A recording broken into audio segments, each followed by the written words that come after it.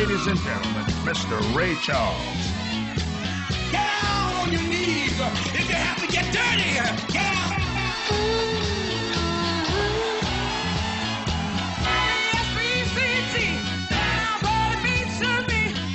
Hit me, bam. The rhythm was there.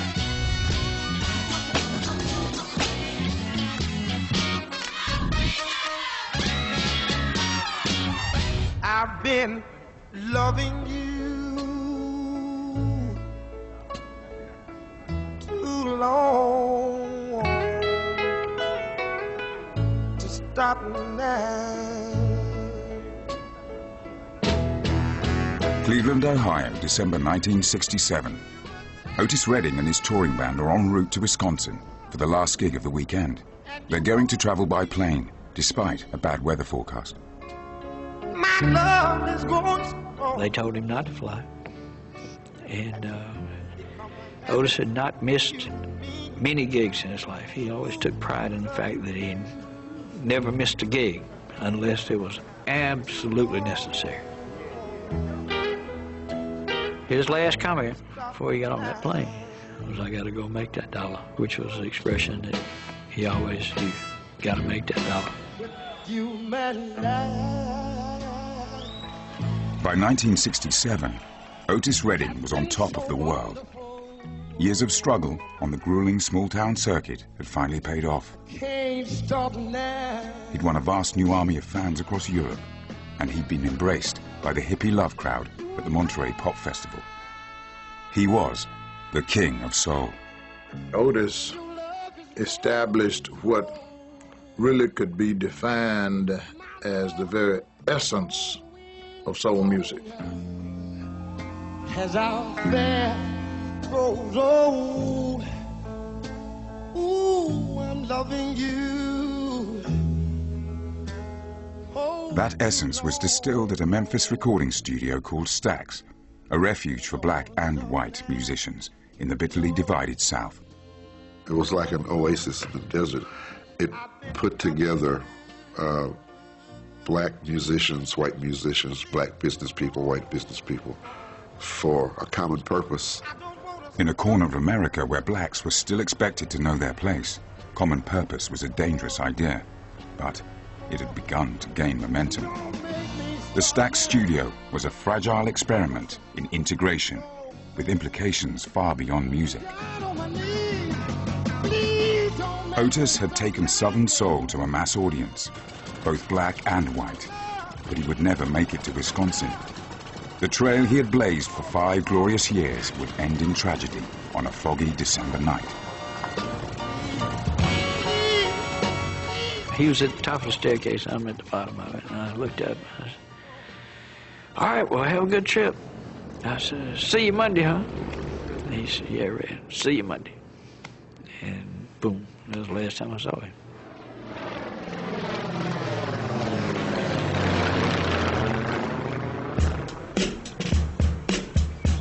This is the story of how black and white musicians came together as equals to create Southern soul, a music that would inspire a generation.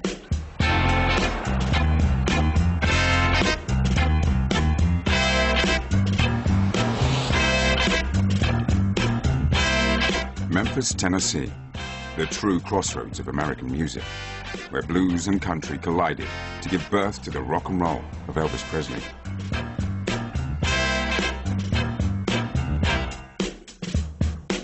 By the early 60s, the melting pot was about to bubble over again. If you weren't in Memphis in the 60s, then you missed it. You missed a big party. It went on for at least 10 years. There was music everywhere. All the clubs had live music. Memphis was blessed and always has been blessed, as a lot of river towns are, with a lot of music people. Now Memphis was going to produce some of the grittiest, most passionate music the world had ever heard. Because this is where Otis Redding would find his soul. Otis was a power force, coming from a little town of White Oak, Georgia, and who was singing in the little clubs in Macon, Georgia, which was big time for him. his power came from his family, from his roots, from living on that farm, from working on that farm, being born on that farm. He had to get away from all of that, and he broke away spiritually in song. Otis would have to make a break for the city if he was to make it as a singer.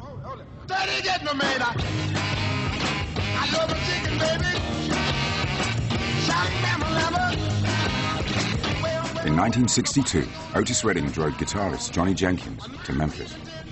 They were heading for Stax, a fledgling recording studio where Jenkins had been offered the chance to record and maybe get himself a deal. Stax was founded by brother and sister Jim Stewart and Estelle Axton.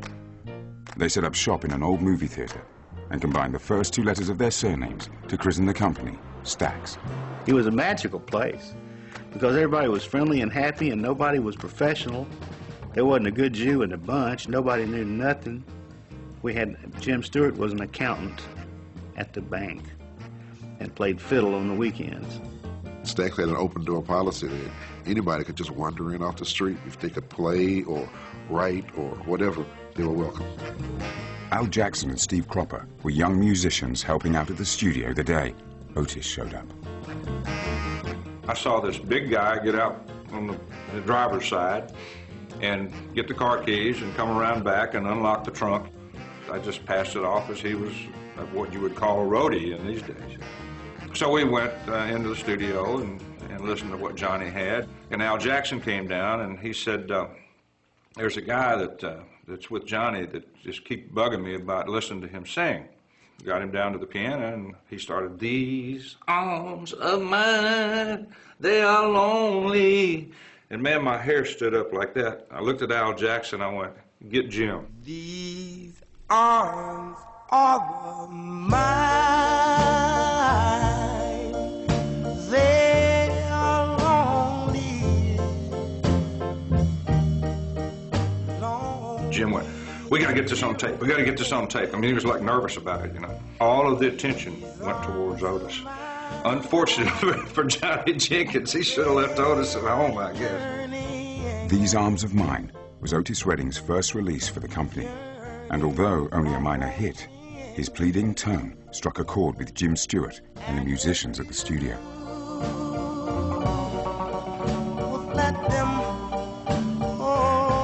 They recognized that Otis was very rare. He was a diamond in the rough.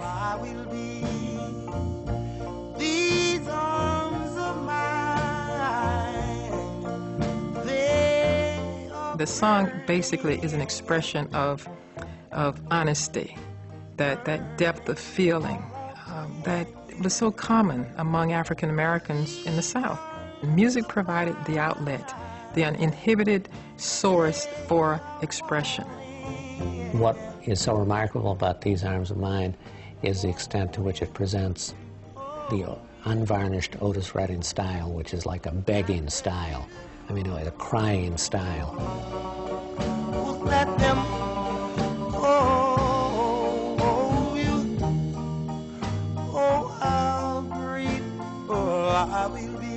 The record itself took months before it broke. It took 9 months to break. Then he got on a roll in the studio, and everything Otis would touch was magical.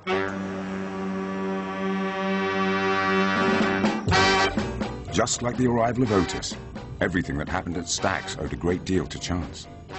The original aim for the label had been to produce country music. Jim Stewart and Estelle Axton had no idea what they were doing at the outset and fell into the recording of rhythm and blues and then soul music purely by accident. Cheap rent that brought Jim Stewart and Estelle Axton to the heart of a black neighborhood. But they discovered a goldmine of pure musical talent on their doorstep. I don't think there was such a great knowledge of what soul music was on Jim's part or anyone else's part. But there certainly was a beauty in Estelle Axton who wanted to just embrace any and everyone who wanted to come in, and she wanted to be sure they were checked out. Stax Records was an oddity. It was like an oasis in the desert. The people who made it work were both black and white, and became friends because of what they did. It was wonderful. But right outside those doors, it stopped. Memphis, like most of the South, was deeply segregated. Even the bars and clubs were divided. But the sounds of the city were less easy to contain. There's one thing in segregating society, but you cannot segregate something like the airwaves. So through the airwaves, black culture permeated white culture, white youth culture.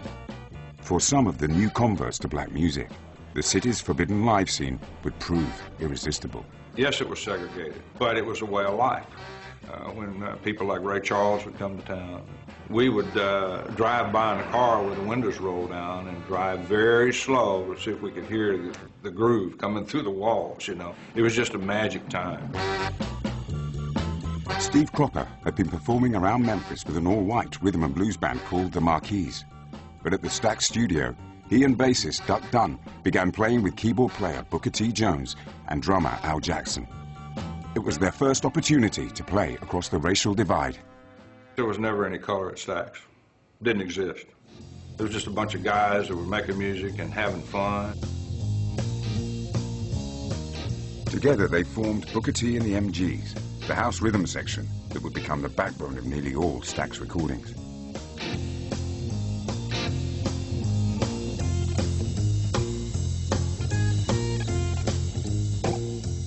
I saw two white guys and two black guys that had a rhythm feel and were generating through their music a kind of emotion that I hadn't experienced before. It was gritty, gutsy, and raw.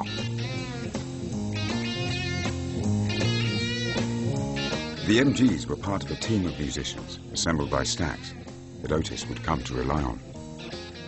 Otis recognized that he had found the kind of family that he could grow with, that respected and loved him instantly, and waited anxiously for each time he arrived because they knew that he was going to take them to the next level.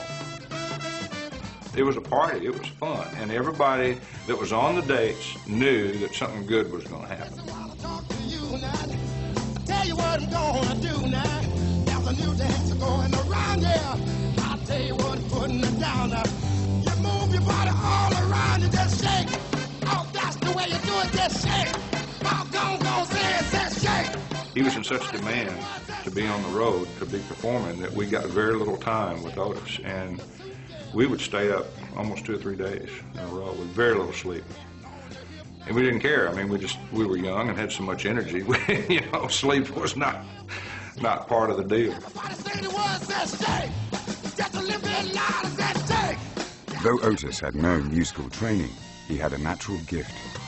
He was an instinctive songwriter who could draw a unique sound from the band through the force of his personality alone.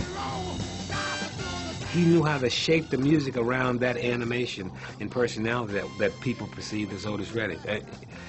Unbelievable gifted in that area. From horn lines to bass lines to guitar lines, the whole 9 yards.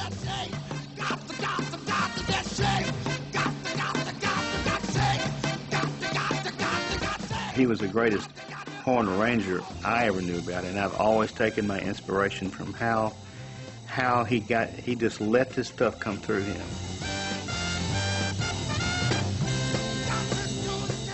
He'd get down there in our face and sing horn parts to us until you would think you were going to come out of your shoes. And he'd keep on marching up and down the floor and go, Duck would be playing, we'd all be playing. He'd just march around to the different stations until you were just crazy.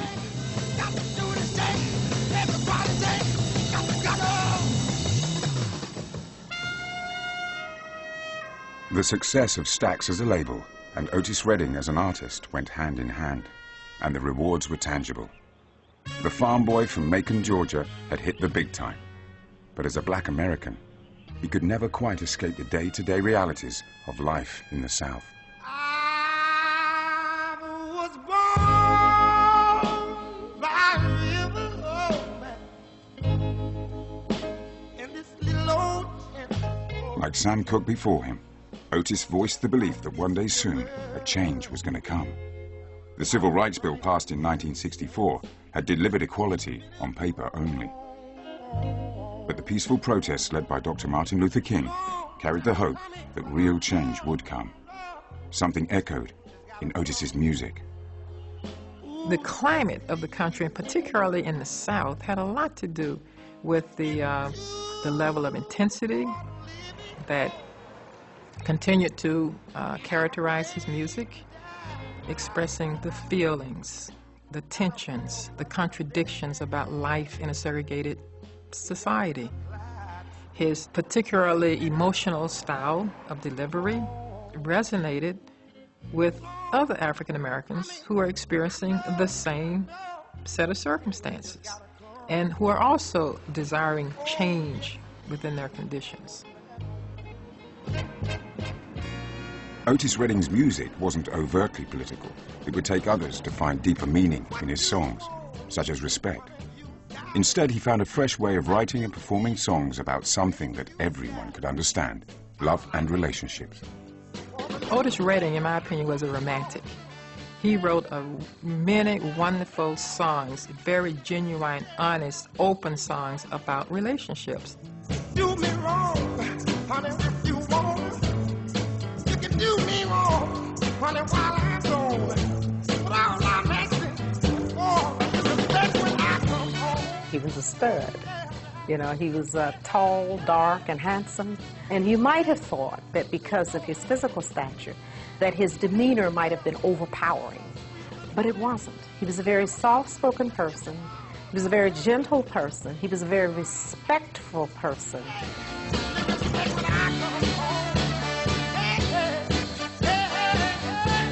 The combination of Otis's emotional, sensitive side and his sheer masculine presence proved spellbinding on stage. He didn't dance, he kind of stomped. But what reached the women in the audience in particular was this kind of delicate style, which was a good deal at odds with his visual presence. Well established in the rhythm and blues charts, by 1965, Otis Redding had begun to charm a new white audience with charismatic appearances on radio and television. There was so much passion in his performances until even those that resisted playing his product on radio had to acknowledge, but he's a soulful brother. On the back of Otis's success, Stax became known as Soulsville, the home of Southern soul. In New York, Atlantic Records producer Jerry Wexler was looking for a new sound. He was so impressed by the music coming out of Memphis that he made a pilgrimage south. I had been recording for more than 10 years in New York in the traditional manner, using studio musicians and written arrangements. They ran out of licks. That happens, you know, there's just so much water in the well. Wexler had been frustrated in his attempts to kickstart the career of Wilson Pickett, an artist he'd signed to Atlantic Records. I would bring him songs, he didn't like them. He would bring me songs, I would reject them. I said, I have an idea, let me take him to Memphis. I called Memphis, Jim Stewart, sure, bring him down. So I brought him down, and I put him in the hotel room with Steve Cropper and a bottle of Jack. But before they settled in at the Lorraine Motel, Steve Cropper did his homework. Listening to Pickett's early gospel tracks, he found inspiration in the singer's ad-libs. It was a gospel song, and he was going, oh, I'm going to see my Jesus in the midnight hour. Whoa, I want my Jesus in the midnight hour. And he'd just scream up and da-da-da-da, you know. And it just seemed like that was like a signature of his. I would always put that in somewhere in the song, in the midnight hour, in the gospel song. I may meet Jesus. It may be soon in the morning, or it may be in the midnight hour. You see, so that midnight hour thing was kicking around all the time. With all due respect to the great man upstairs, he allowed us to take some of his gospel songs and turn them into pop music. So Wilson and I hit off on that really quick. Wait till the midnight hour.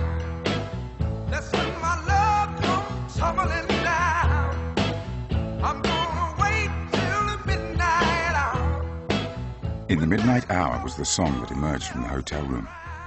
It would go on to be a big hit, but not before Jerry Wexler injected a bit of New York into the Southern mix. They were hitting a certain groove, and I went out into the studio and I started to dance according to the rhythm of a new song called The Jerk. He said, hey baby, can you just put it here, baby? Kink, kink, put it here, baby. Hey, put it right, kink. I didn't know, what the hell is this man talking about? Dun, dun, dun, dun, dun. There's an infinitesimal hesitation, fractional hesitation, that kicks the song so hard. And that became part of their armamentarium from then on. They recorded that way.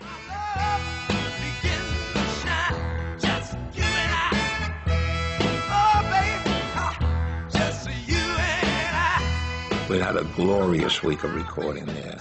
Many great songs, many great hits. It was just an instant melding of sensibilities. Having put Wilson Pickett through the Stax machine with great results, Wexler tried to repeat the trick with another Atlantic act, Sam and Dave. Despite the fact they'd had little success in New York, the Cosmopolitan duo were not convinced that the South had anything to offer them. I just felt, oh my God, I'm in the swamps. It's nowhere in the world they're going to get hits out of this. I literally started crying. I said, I want to go home. I don't want to record here. They were introduced to rookie songwriters Isaac Hayes and David Porter, but this did little to improve the situation. I didn't get a feeling of, boy, are we anxious to be in Memphis, Tennessee to work and make a record. I was not happy when I first heard the material that was introduced to Dave and I. I was very disappointed. I think Jerry Wexler, more than anything else, was the one who was adamant about the potential of this situation working more so than Sam and Dave were. Wexler's intuition was right, and once Sam and Dave were in the studio with Hayes and Porter, the MGs and the horns, they found their groove. Sam and Dave became Sam and Dave really through Isaac Hayes and David Porter, but we also became who we were through the collaboration because we were able to work together in such a way that was unique, special, and also very, very impactful.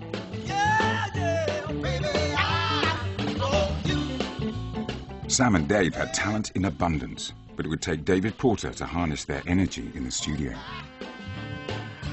They would not record a song unless I was standing right in front of them, and I would direct them. If you didn't give me the emotion, I would put my hand up and say, stop. If you brought it to me, I would, and if I wanted you to go higher, I would reach that. If I wanted you to take it down, I would do that. If I wanted you to frown in the next lyric passage, I'd make my face send you that message. David would literally be on his knees back there with Sam and Dave behind the mic, begging the vocal out of them. As they would sing, he'd be, just pulling his soul out of them, and he was good at it.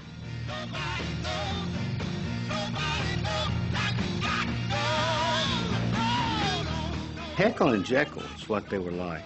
They were just funny, and they were just live wires. Sam's a dancer by trade anyway. They had more fun dancing around the studio and singing those songs. They weren't songwriters. So they were very dependent on David and Isaac and the writing team to come up with songs for them to have hits with. Hayes and Porter spent hours in the studio, laboring over riffs and lyrics in search of a hit. It was during one of their long sessions that they stumbled across a song that would establish Sam and Dave once and for all. The horn figure that you hear on the record was something that we put down on tape a couple weeks before that. It was just a horn riff. Isaac and I were working late one night, and quite honestly, it was about 1:30, 2 o'clock, and I had to go to the restroom. Isaac is still working. I'm sitting down next to him. Don't you ever Feel that lean on me when times are bad. When the day comes and you're down in a river and you're about to drown. Porter, I got it. Porter, come on, Porter. And Isaac attempted to rush me out there. He hollered, hey, come on, man. I said, hold on, I'm coming. Hold on. I'm coming. He said, that's the title.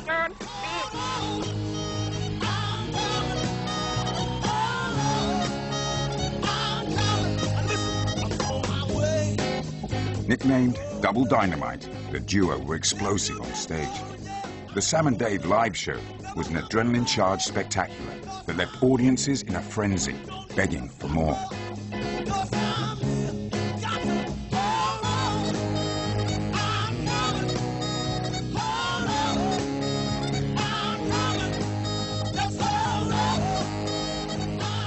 Right in your face. This is what you come to see. You come to see us perform for you, entertain you, right in your face and never let down.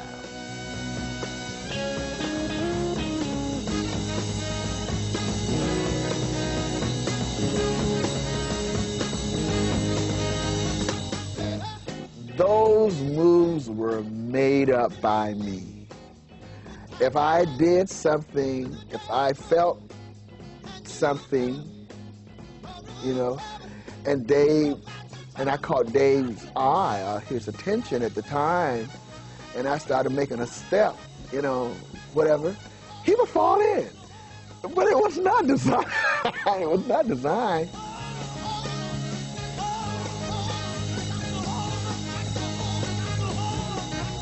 I couldn't get a response from the audience to make me sweat. I'm talking not just sweating, drenched. Our job was not done.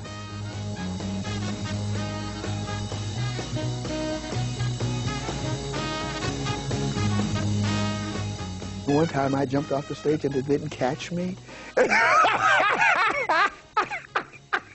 That's not bad. By the time the Stax artists came to Europe, Sam and Dave had turned performance into a gladiatorial contest. They wanted to leave the crowd gasping and the stage too hot for the next act, even if the next act was the King of Soul himself. Sam and Dave definitely put some heat on Otis.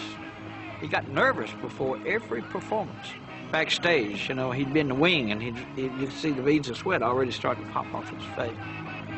That was a good competition. It was a good competition, and but no, he liked what we did. All the power of Sam and Dave and all the thrill they gave the audience was suddenly negated because the man was on stage. He picked it up where Sam and Dave left it off, and he walked it over the hill.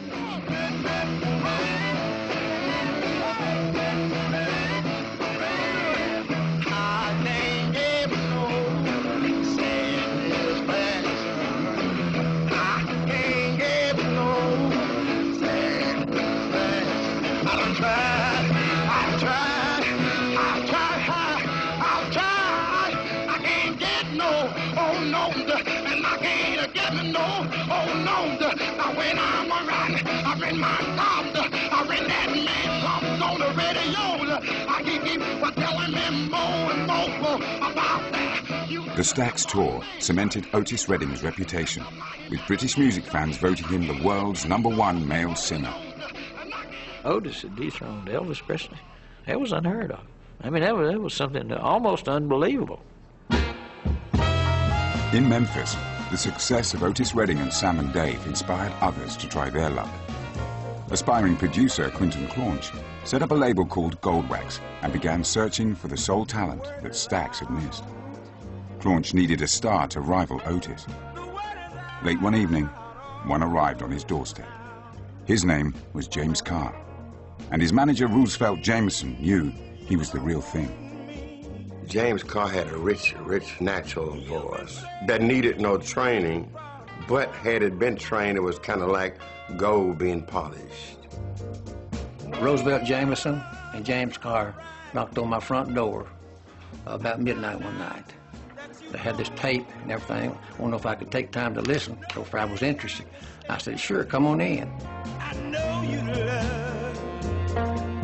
He just had a voice that just really fascinates you, you know. And I said to myself, this guy can do it if we can get the right song, get the right promotion and everything. That's probably what I've been looking for. With all the ingredients in place, James Carr just needed to score a hit. And in 1966 he did, with Love Attack. A performance was filmed for television but never shown. Until now. Now here I am, with a little pain in my heart now. I got a sweet little woman. She took my heart and she tore it apart. I tried not to show it, but it just ain't no use now. It's just like a holding on to a hot wire now, baby. I can't turn it loose now. Think I got a love attack. Lord, the raw depth of soul that you hear when you listen to James open his mouth, it's the voice of the South. It's that deep pain and longing for something better. I just couldn't. It hit me just like that. Once Carr had achieved a few more hits at Goldwax, he got the chance to perform on the popular tours that agents Alan and Phil Walden staged, featuring the biggest names in soul music. I've had the mops and the needles. The tour was Otis Redding. You know, he was hot too, you know, and they packaged us together. We had a great time, and we drew quite an audience. I was able to shake it off. But you came along. Had he come prior to Otis Redding, it would have had much bigger impact on the soul music fans. But coming after Otis, people naturally compared him to Otis, and as an Otis Redding sound-alike, which hurt his career tremendously, you know. Though Carr clearly had a voice to rival Otis Redding, he wasn't equipped for the pressures of fame, and he couldn't resist the temptations that lured him off the path to stardom. Well, James liked to indulge a lot. You know, he was notorious for smoking a pipe all the time.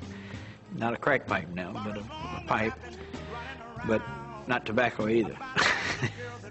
And I think that all had a big effect on it. I would have to wake James up all the time and drag him, you know, and raise hell with him and all that to get him to practice, to get him to do this. But we were like brothers, you know. But James Carr's new management urged him to cut his ties with Roosevelt Jameson. Without his longtime mentor and friend around to keep him on track, Carr's life began to unravel. They was telling James that I was holding him back, you know. I was keeping him from being a superstar. You know, if I would get out to pitching, he would be a superstar. So, but when that chain was broken, it did something to him. The things that grew inside of him that he was fighting so just took hold, and he wasn't able to control it. At the dark end of the street, that's where we always meet. Plagued by mental illness, James Carr was destined to spend the rest of his life in and out of hospital until his death in 2001. But he left us with a legacy of some of the most moving soul music to emerge from the South, and a haunting song that secured his place in music history. At the dark end of the street, you and me. You know, physically you have people all around you, but still you can be alone, you know. James was, and he really became alone when I ceased to be. You know, we were like partners walking down the journey somewhere, you know. And then something happened to his partner and you look around and he's all alone. He hated to go that journey by himself. But he was trying to be a star. and really he didn't know how.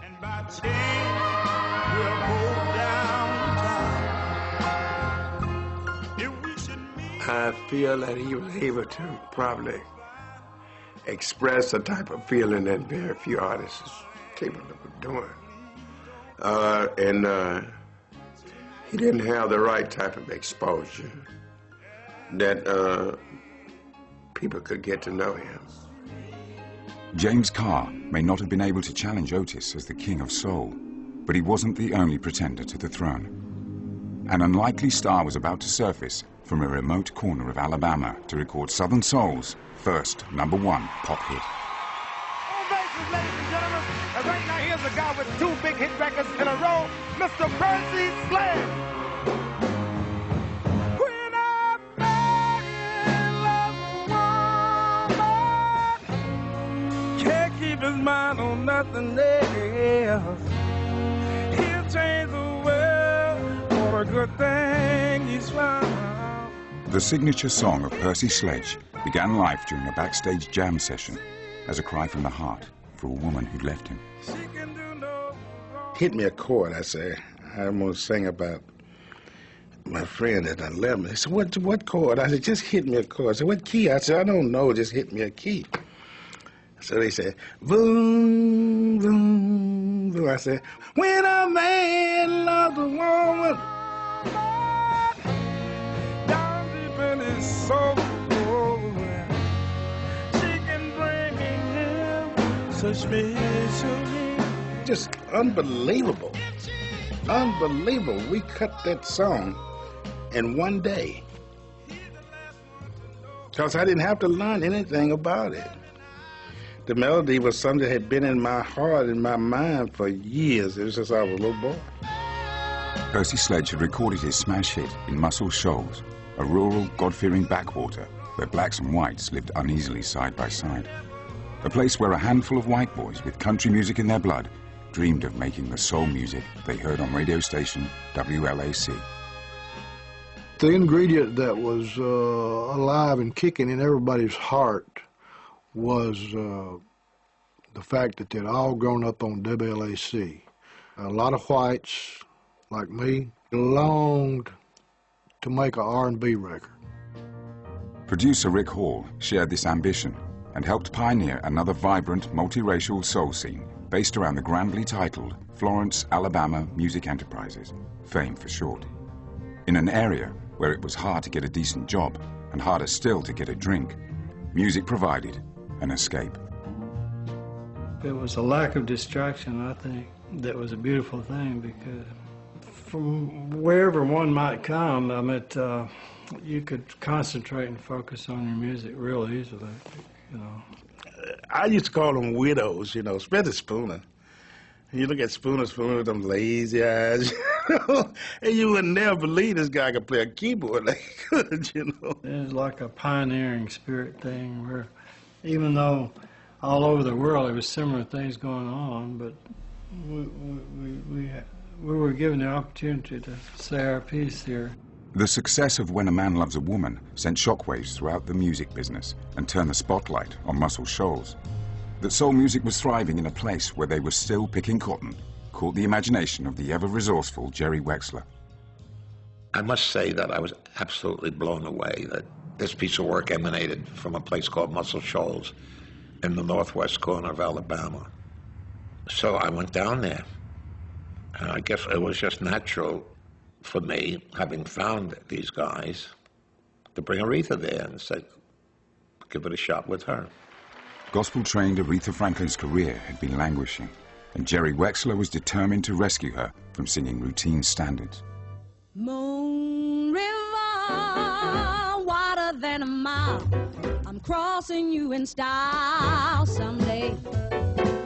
It was so evident to me that she was a blazing genius, and she was so far ahead of the pack. She made a lot of beautiful records for Columbia, but they were all over the place. They had no focus, they had no direction. We're after that same rainbow's in, waiting round the bend. We wanted hits. Everyone else was having hits, and I didn't have a hit record.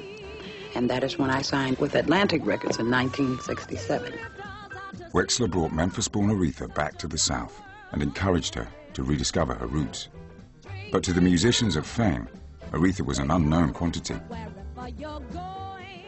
The buzz was, you know, we got Jerry Wexler and Tom Dowd here. I mean, there wasn't anybody in that room that didn't think Jerry Wexler hung the moon. The musicians, being musicians, you know, the main thing they won't do is, if they don't know you, you know, they're not going to just walk up and hug your neck. They're going to stand back and see what you do. She walked over to the piano, sat down on the piano, and went, balloon, and she just played this unknown chord. The guys were just like little bugs. They just ran for their instrument. Once the musicians had settled, Jerry Wexler played them a rough demo of a song he hoped might launch Aretha's new career. It was really a bad demo. It didn't have a groove much, and it's like everybody's feathers just fell. Because, you know, good few musicians, all they want is a great song, and then they'll do the rest. The savior and the hero of that record is Spooner Oldham, because he came up with the rhythm pattern on the electric piano. Jerry's trying to talk it up, you know. Come on, man, you know, like, let's do this, and let's, what do you think about this? And a lot of what do you thinks, you know, and people try little things, but all of a sudden it just went quiet. Nobody could think of nothing. We just couldn't seem to get it. We couldn't seem to get it.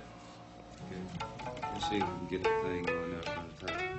And just out of nowhere, here comes Spooner with the Wurlitzer. He's sitting at the Wurlitzer, and he's just blown, blown, down, down, down, down. Everybody just sort of jumped on it because we had a ladder to climb there all of a sudden. It was just trying to reach the sky with nothing to hang on to there for a minute. She chimed in, it was gone. You know, everybody got it. They got it real fast, and they cut it to 30 minutes, something like that, maybe. And I don't know why I let you do these things to me. My friends keep telling me, they tell me that ain't no good. But oh, they don't know that I'd lead you if I could. Well, I guess I'm uptight, and I'm stuck like glue, because I ain't never, I tell you I ain't never, I ain't never, no, the way that I Wexler knew he had a hit, but he couldn't release the record without a B-side. Dan Penn had the bones of another song, Do Right Woman, but he needed something to link the verse to the chorus. And Jerry says, I gotta have a bridge, man. So I said, fine, fine, I'll get you a bridge. We had the chords. Take me to heart, I'll always love you,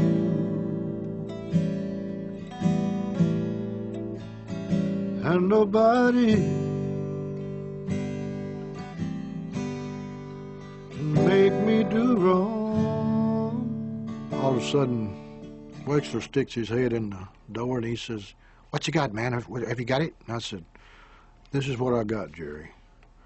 They say it's a man's world. He said, oh, I've got your next pot. I said, what's that? He said, but you can't prove that by me. I said, but you can't prove that by me. Thank you. This is a man's world. But you can't prove that by me. All of a sudden, Aretha sticks her head in the door and she says, what you got, babe? What you got? I said, they say it's a man's world, but you can't prove that by me. And she said, oh, I've got your next part. And I said, what's that? She said, as long as we're together, baby, show some respect for me. I said, thank you very much. She took off, so all of a sudden I had the bridge. As long as we're together, baby, show some respect for me if you wanna do right. Drinks were poured to toast the song, but in an atmosphere already tense because of Aretha's volatile relationship with her husband, Ted White, it was a recipe for trouble.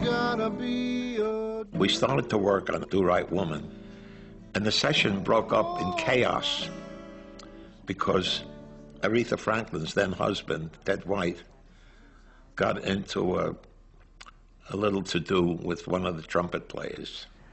My mind's not letting me know who it is, but I remember the incident. Might have been me.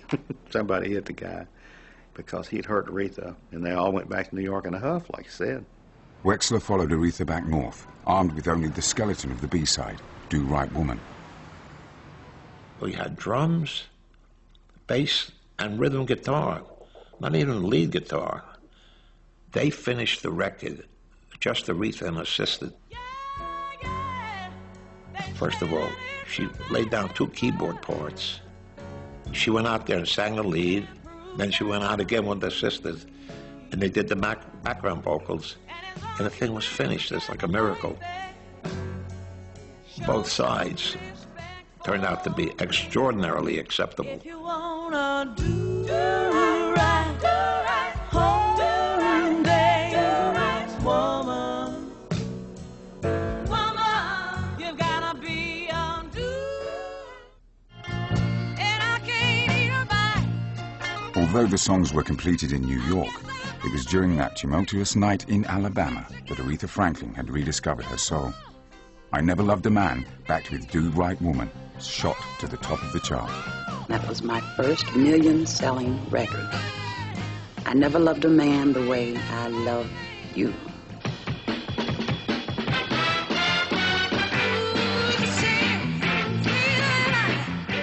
Aretha's success made her an icon for a generation of black Americans who were no longer just hoping for change, but demanding it. By reinterpreting Otis Redding's Respect, she spelt out exactly what they wanted.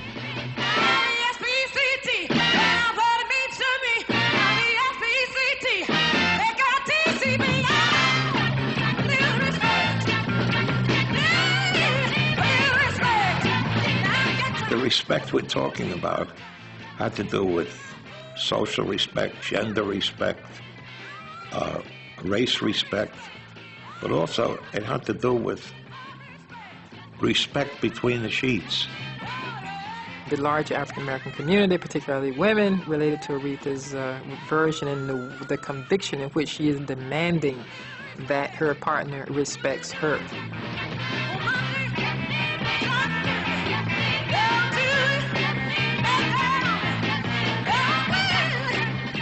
Aretha embodied the spirit of the summer of '67. Soul music was tapping into a growing black consciousness, and as Dr. Martin Luther King pursued his quest for racial equality, the music began to reflect the call for black pride and empowerment. And at the Stax studio in Memphis, Isaac Hayes and David Porter came up with a defiant anthem for Sam and Dave. It was a time that there was bigotry, hatred of black folk, all kinds of things going on. And from a creative standpoint, you know, we wanted to write music that was uplifting, feel good, dancing, motivating, in every song. And I think the song that sums it up more than any other song was Soul Man.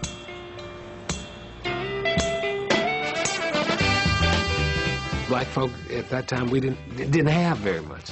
So you wanted the message of the song to bring that to you. Even though I don't have very much, I'm a soul man, and I'm strong, and eventually I'll get to where I need to be.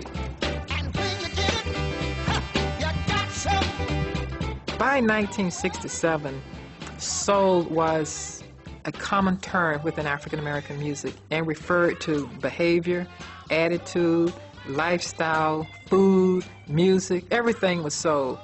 It just became a soul movement.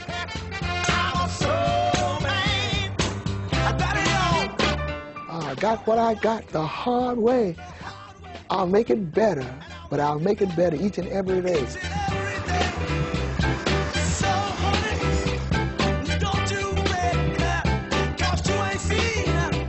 You ain't seen nothing yet. I'm a soul man.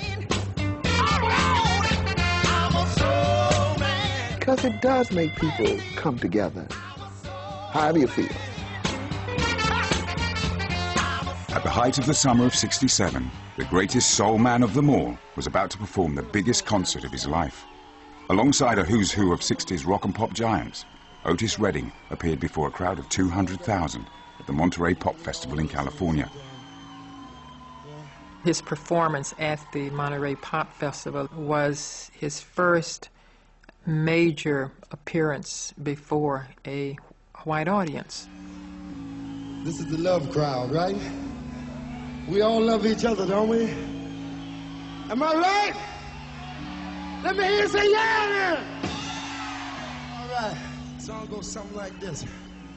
My favorite. Throughout his career, Otis had struggled to reach the wider mainstream white audience. But all that would change after Monterey. Now dig. Oh, she may be weary. Them young girls, they do get wearied wearing that same old miniskirt dress. Yeah, yeah, yeah.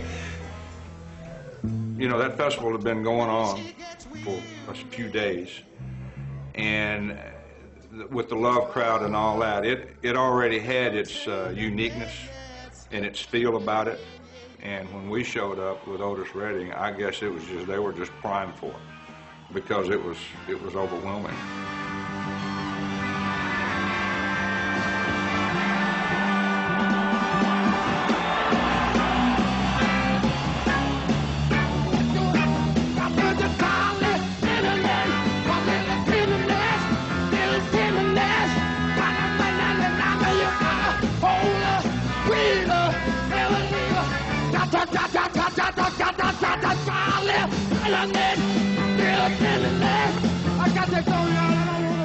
California was like another planet, but we conquered him that day.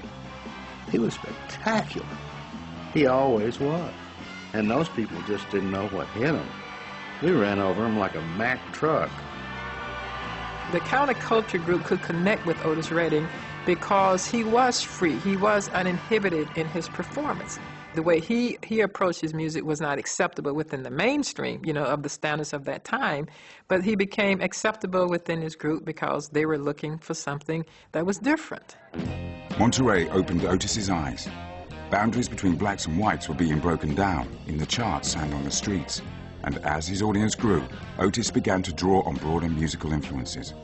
As the year drew to a close, he unveiled a song that displayed a total change of direction. He called to see if I was at the studio. And the reason, he said, I've got to play you this song. He said, man, you're going to love this song. I think I've got it. He said, this is the song. And he said, I just want to make sure you're there. I'm coming straight over. Sitting at the dock of the bay, take one. And he's clowning around, you know, making, going, ah, ah, ah, you know, sound like crows in the woods, and he's trying to imitate these seagulls and stuff. Okay. He's not gonna make it as a whistler. Hey, man. Oh, take two. Stay in on the mic now, Steve. And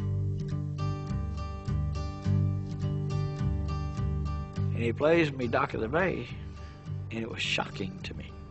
I mean, I was shocked. Whistling at the end of this song. Wait a minute, Otis Redding, you're known for all these fantastic ad-libs, you know? Well, you know, why are you singing this song like this? And he said, Red, this is going to be my first million seller, you know?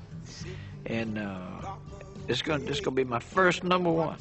When we cut it, we listened to it back. He and I looked at each other and said, we got it. We finally got the one that we've been looking for. On the dock of the bay, wasting time. I left my home in Georgia, and I headed for the Frisco Bay. A few weeks after recording Dock of the Bay, Otis and his live band were back on tour, flying to a gig in Madison, Wisconsin. They would never get there. I was watching a football game. It was snowing, and it came across the screen that Otis' plane had went down. When Otis Redding's plane crashed into the icy waters of Lake Monona on the outskirts of Madison, Otis and all but one on board were killed. At his funeral in Macon, Georgia, thousands came to mourn Southern Soul's greatest star. Otis Redding was my idol. He was such a big idea to all the soul singers coming up. He was just a solid piece of gold towards soul music. And at Stax, the loss was also deeply felt. Otis's death all but sucked the life out of Stax. It devastated everybody. Lose your best friend. Tough. He was the heart and soul of that operation. It was never the same after that. Sitting here resting my bones, and this loneliness won't leave me alone. Stax feared they might never recover from Otis's untimely death. It fell to a numbed Steve Cropper to complete Dock of the Bay and add one final chapter to the Otis story. I got a phone call, emergency phone call early Monday saying, we've got to get a record out. We've got to get the next record out. I'm like, what, you know? This was unbelievable that we'd get that kind of request. And I went, I don't know if I can do this. And they said, you got to do it. We got to get this out. Sitting on the Dock of the Bay became Otis Redding's first #1 record. At last, Otis had his million seller.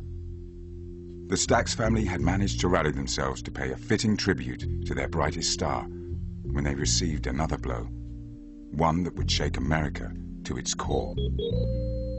On the 4th of April, 1968, white assassin James Earl Ray shot Dr. Martin Luther King in Memphis. The civil rights leader was murdered at the Lorraine Motel, where 3 years earlier, Wilson Pickett and Steve Cropper had written In the Midnight Hour. The racial integration that had created Southern soul now buckled under the pressure of politics. It made us more conscious of the fact that we were black and white. This fraternalism between black musicians and white musicians seemed to suffer. After Martin Luther King, everything had changed. The dream of integration was over. A new radical force in soul music was about to emerge. But for 5 short years, the Southern experience had found its voice through Otis Redding and his contemporaries. Their music reflected an all too brief era of hope and promise, an era captured for one last moment the night before Otis's death. Your little tenderness, yeah, yeah, yeah. Oh, man,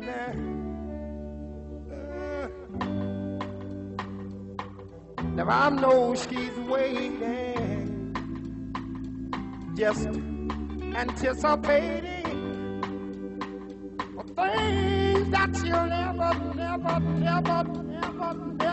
never possess, no. But while she's there waiting,